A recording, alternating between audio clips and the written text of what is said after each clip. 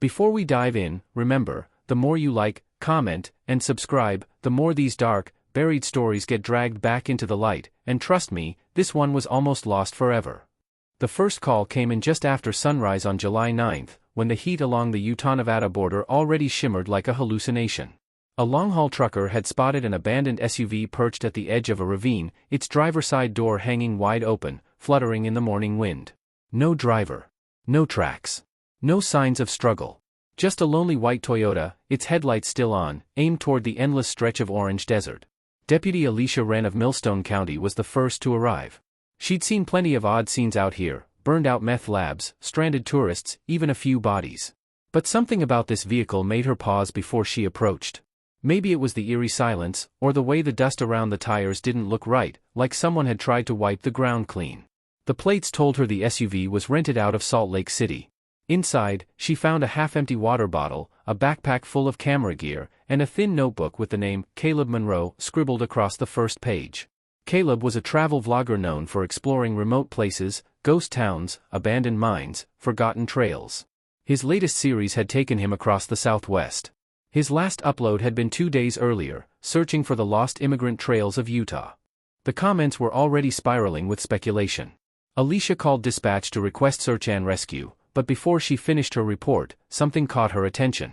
A shadow, no, a shape, stood farther down the ravine, halfway hidden behind a cluster of sandstone boulders.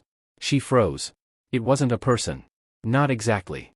It looked like a mound of clothing, half buried by windblown sand. She descended the slope carefully, each boot sinking into soft earth. When she reached the shape, her stomach tightened. It was a jacket, Caleb's, based on the initials stitched on the lining, but no body. No footprints, either. Nothing but the shallow impression of where someone had been lying, as if they had been placed there and then, moved. Or taken. Within an hour, the desert was swarming with deputies, dogs, drones, and the county's only forensic tech, Anna McBride. The heat rose to 100 degrees by mid-morning, turning the air into a shimmering curtain. Still, the team pushed forward. Missing persons in the desert were a race against time measured in minutes, not hours.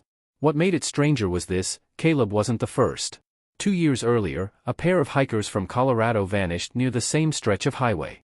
Their tent was found perfectly intact, their backpacks zipped, their boots beside the flap. But no trace of them. 3 months after that, a German tourist disappeared from a gas station 40 miles south. Security footage showed him stepping outside to make a phone call, and then he simply never walked back in. Locals whispered about the corridor, a 100-mile span of desert where GPS signals cut out and, according to rumor, people vanished without warning. Investigators chalked it up to bad luck, harsh terrain, inexperience, dehydration. There was no evidence of foul play. None that stuck, anyway. But Alicia had never believed it was coincidence. And now, with Caleb's disappearance, she was sure of it. They spent the first hours canvassing the area around the ravine. The dogs picked up a scent trail heading west, only for it to abruptly stop less than half a mile out, as if someone had lifted Caleb into the air. A drone operator found a series of strange depressions in the sand, long, sweeping drag marks that led toward an abandoned service road. But when the team followed them, the marks simply stopped. No tire tracks. No footprints. No explanation. By noon, reporters from Salt Lake City were already en route. Someone had leaked the trucker's 911 audio, and social media was exploding with theories. Cult activity. Human trafficking. A desert hermit. Even aliens, though Alicia rolled her eyes at that one. While search teams expanded their perimeter, Alicia examined Caleb's notebook. Most of it was travel sketches, coordinates, and interview notes with locals. But the last 4 pages were different. They were written in a rushed, jagged handwriting very unlike the rest. Someone followed me from Crescent, Washington. I thought it was paranoia, but they were there again at the old stagecoach trail. They know I'm getting close to something. Then, one final line. If anything happens to me, it's because of what I found at Blackthorn Mesa. Alicia's pulse quickened. Blackthorn Mesa wasn't on any public map. It was a name locals used, a place that didn't officially exist. A place tied to ghost stories, old mining tragedies, and more than a few whispered warnings. She radioed the search commander, but before she could speak, a shout came from down the ravine. It was one of the volunteers. He had found something. Alicia sprinted toward him, shielding her eyes from the glare. The man stood near a cluster of rocks, pointing to a narrow crack in the sandstone. Wedged inside, barely visible, was a piece of torn fabric. Dark blue. Denim. She reached for it and pulled gently. The cloth slid free, along with something else. A strip of skin. Human skin. The ravine went silent. And then the radio crackled with a message that froze everyone in place. Alicia, we just found another abandoned vehicle. Same model. Same condition. Same location as Caleb's, only this one? It disappeared 8 years ago. She stared at the torn flesh in her hand. Something was happening in the desert. And it was only just beginning. The desert didn't feel empty anymore. It felt watched. As investigators swarmed around the newly discovered SUV, the one missing for 8 years, Alicia tried to make sense of what she was seeing. The vehicle looked as if it had been untouched since the day it vanished, dust on the windshield, brittle sun-faded seats, and a single cracked map on the passenger side. But the strangest part was what was missing. Every VIN number had been scraped clean. License plates removed. No fingerprints. No trace of the original occupants. It had been placed there.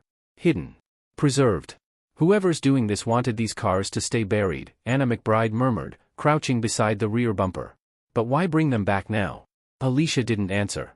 Her eyes drifted to the ravine's edge, where Caleb's SUV, fresh and recent, mirrored the forgotten vehicle like a ghost reflection. 2 disappearances, 8 years apart, separated by time, but now connected by geography. It felt intentional. A message.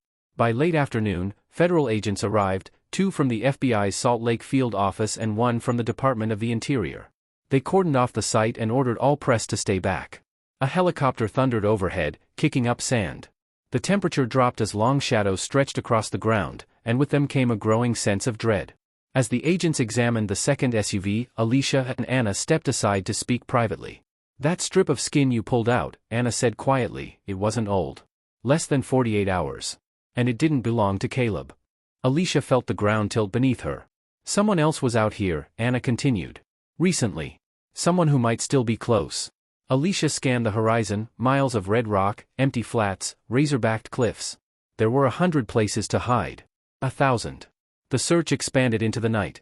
Floodlights cast harsh cones of white light over the desert floor. The air cooled quickly, dropping from sweltering heat to near freezing cold. At 10:17 p.m., a call came from one of the drone operators. They'd spotted a structure 3 miles north, something rectangular, partially buried beneath a collapsed sandstone overhang. Not a building, exactly. More like a concrete bunker. The team moved fast. Alicia and 2 deputies hiked the rugged terrain, reaching the site within 30 minutes. Up close, the bunker looked old, Cold War era, maybe, its metal hatch rusted, hinges warped. Someone had tried to cover it with debris. Someone had also exposed it again recently. What's this doing on federal land? One deputy asked. Alicia's flashlight traced the outline of the door. The metal was scratched, no, clawed. Deep gouges, as if someone had tried to dig their way out. She swallowed hard. Open it. The deputies exchanged looks, then pried the hatch up with crowbars. It groaned in protest before releasing a rush of stale, frigid air. Inside was a short, narrow staircase leading into darkness. The smell hit first. Damp. Metallic. Rotten. Alicia descended slowly, her flashlight shivering over concrete walls and exposed pipes. Near the bottom of the stairs, she saw something etched into the wall, fingernail marks. Scores of them. Long, desperate scratches. Her light swept across the bunker room. And her blood ran cold. There were photographs pinned across one entire wall, maps, Polaroids, printed screenshots, newspaper clippings. Some featured blurred images of hikers. Travelers. Tourists. Men, women, even families. Red circles marked their locations. Blue marker connected them in a tangled web. One name appeared over and over again. Blackthorn Mesa. In the corner sat a table with an old reel-to-reel tape recorder and stacks of labeled audio tapes. The labels were dates. Dozens of them. Some stretched back more than a decade. Look at this, a deputy whispered, shining his flashlight toward a metal cot. A backpack lay there. A familiar one. Inside was Caleb's ID, his charger, his notebook, another one, not the one found in his SUV, and a torn page with coordinates scribbled in pencil. Alicia recognized the numbers immediately. They pointed to a location deeper into the restricted zone. The deputy exhaled sharply. So Caleb made it this far. Someone brought him here. Alicia nodded. And someone didn't want him leaving. As she reached for the reel-to-reel machine, the tape inside clicked softly, as if begging to be played. She pressed the switch. The tape whirred to life, filling the bunker with static. Then a man's strained, trembling voice emerged. My name is Caleb Monroe. If someone finds this. I made it to the mesa. I saw. A sudden thud cut him off. Something heavy. Something close to the microphone. Caleb whispered, terrified, he's back. The tape screeched, then ended abruptly. The room fell silent. Alicia felt the hair on her arms stand on end. He was alive yesterday. Before anyone could respond, a radio from outside crackled with frantic shouting. Officer down. Repeat, officer down, near the ridge south of the bunker. Someone, ambushed the team. Alicia sprinted up the stairs, heart pounding. Searchlights swung wildly as agents rushed toward the ridge. A deputy lay on the ground, bleeding from a gash on his temple, his flashlight shattered beside him. What happened? Alicia knelt beside him. The deputy's voice was barely a whisper. He was watching us. The whole time. Who? The deputy's eyes widened with fear. The man who took them. He was right behind you in the ravine. Alicia stood up slowly, scanning the darkness. Somewhere beyond the beams of the floodlights, someone was moving. And they were hunting. The desert swallowed sound in a way cities never could. No sirens, no engines, no chatter, just the soft hiss of sand shifting across the ground. It made every noise, every snapped twig, every crunch of gravel, echo like a warning. Alicia swept her flashlight across the darkness, searching for any hint of movement. Agents formed a perimeter, weapons lowered but ready, while medics treated the wounded deputy. His words kept replaying in her mind. He was right behind you in the ravine. Whoever this man was, he wasn't just hiding. He was stalking them. Studying them. Staying close enough to watch, far enough to vanish. The FBI lead agent, Mark Hensley, approached her. We've got two choices, pull back and regroup at command, or push toward Blackthorn Mesa before he relocates. Your call. Alicia didn't hesitate. We go now. Hensley nodded once. The team moved fast, 2 SUVs, 1 drone overhead, and a 4-person search unit on foot led by Alicia. They advanced north, deeper into a part of the desert the maps treated like blank space. The wind picked up, scraping sand across the ground with a sound like whispered voices. Every few hundred feet, Alicia found signs, subtle, deliberate. A cigarette but crushed into the dirt. A boot print half covered by sand. A fragment of blue denim. He's leaving a trail, Anna murmured. Not sloppy. Intentional. Alicia agreed. He wants us to follow. The land grew harsher, jagged sandstone, sudden drop-offs, twisted juniper trees. When they reached the base of Blackthorn Mesa, the moon had risen high, lighting the cliffs in pale silver. The mesa wasn't just a rock formation. Up close, Alicia saw faint outlines, collapsed tunnels, rusted steel supports, pieces of machinery long dead. This had once been a mining site. Decades abandoned. Miles from any living settlement. A perfect place to vanish. They found the entrance to the mine halfway up the slope, a narrow opening reinforced by rotted beams. The drone couldn't enter. Flashlights barely pierced the darkness. The air smelled damp. Old. Like something trapped for years. Hensley signaled with 2 fingers. We go in slow. Inside, the silence was suffocating. Water dripped somewhere deep within the tunnels. Dust rose with each step, coating their boots in gray powder. The walls were carved with strange marks, numbers mostly. Dates. Initials. One carving read, 2016, stop searching. Then another. 2019, he takes who comes looking. Anna shivered. Someone was warning us. But Alicia wasn't listening anymore, she had heard something. Faint. A metallic echo. A voice. They followed the sound around a bend where the tunnel split into 3 branches. The noise came again, this time clearer. A groan. Human. Alicia rushed toward the far right tunnel. The walls tightened, forcing them into single file. The air grew colder. At the end, they found a small chamber. And there, chained to a rusted pipe, was a man. His beard was tangled, his eyes bloodshot, skin cracked from sun and cold. He recoiled when the flashlights hit him, shielding his face. Sir, Alicia said softly, we're here to help you. What's your name? The man blinked, disoriented. His voice was a rasp. Elias Grant. Anna gasped. Elias Grant wasn't just any missing person, he was one of the hikers who vanished 2 years earlier. Alicia knelt beside him. Is Caleb here? Caleb Monroe? Elias's eyes filled with terror. You have to leave. Now. Before he comes back. Who? Hensley asked. Who's doing this? Elias shook his head violently. He calls himself the Recorder. Alicia felt a chill crawl up her spine. Why that name? Elias swallowed thickly. Because he documents everything. He records their fear. Their last words. Their choices. He thinks this place, this mine, is his theater. Anna whispered, that bunker. The tapes. Elias nodded weakly. He brings them here first. Interviews them. Watches them. Moves them. Some he lets go. Most he doesn't. Alicia's pulse hammered. Where is Caleb? Elias closed his eyes. He tried to escape. 2 days ago. The recorder caught him. A sound echoed from deep within the mine, a metallic slam. Heavy. Close. Hensley raised his hand. Lights out. Darkness swallowed them.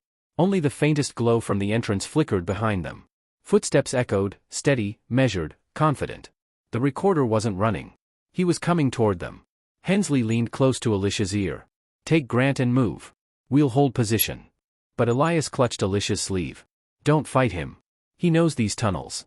He'll trap you. Alicia whispered, Where's Caleb? Elias pointed upward, toward a narrow ventilation shaft above the chamber. He hides people there. The ones he hasn't finished with. Alicia shone her light upward. There, faint scuff marks. A trail. She motioned to Anna. Together, they dragged a crate beneath the shaft and climbed up. The metal hatch gave with a groan. Inside the crawlspace, the air was thin and cold. The beam of her flashlight skimmed across blankets, empty water bottles, and a body. But when Alicia crawled closer, her breath caught. It wasn't a body. It was Caleb. Barely conscious, bleeding from a deep cut along his ribs, but alive. He blinked weakly. I knew someone would come. Alicia exhaled in relief. You're safe now. We've got you. But before she could move, a voice echoed through the shaft. Calm.